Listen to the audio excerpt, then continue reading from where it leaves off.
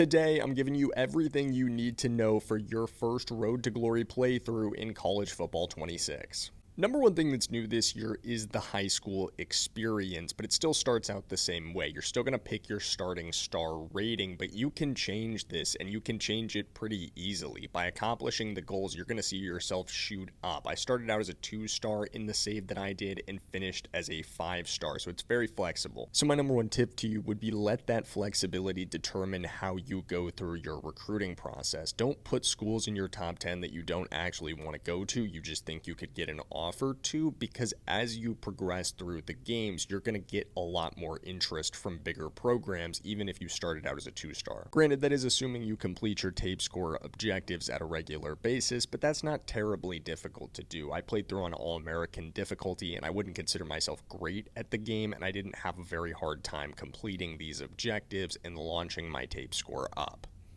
Something else I really like is the game gives you an opportunity to go to your top school even if you're a lower rated recruit. I put Oklahoma as my number one program, and even though I was a 2-star, Brett Venables reached out and gave me an opportunity to prove my worth.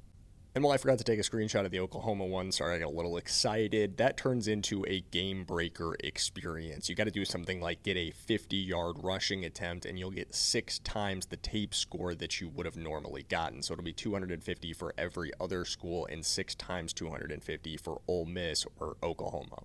And if you completed one of those Gamebreaker objectives for a school and crossed their needed tape score threshold to get an offer, you'll notice your offers actually boosted. You get a lot of increases on your meters in the games, which are the same as Road to Glory in last year. The interactions from last year are back in the high school mode as well, and they are going to have an effect on your recruiting process. There's going to be one that asks you about a school entrance exam. Study for your entrance exam. It'll boost interest from any schools that have high academic prestige, and if you can figure out a way to get through the homecoming run positively, you let me know in the comments, because I have not yet.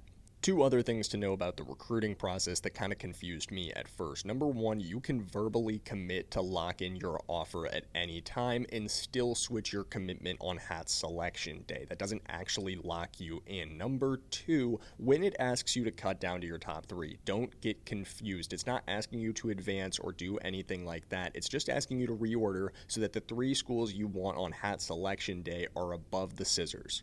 Once you've cut down to your top 3 and played your senior night game, the last of your high school career, you get to do your hat selection ceremony, and this part is really fun. You get to fake out picks if you want to, throw hats off of the table before finally making your commitment and heading off for the rest of your Road to Glory career in college, which is basically identical to last year.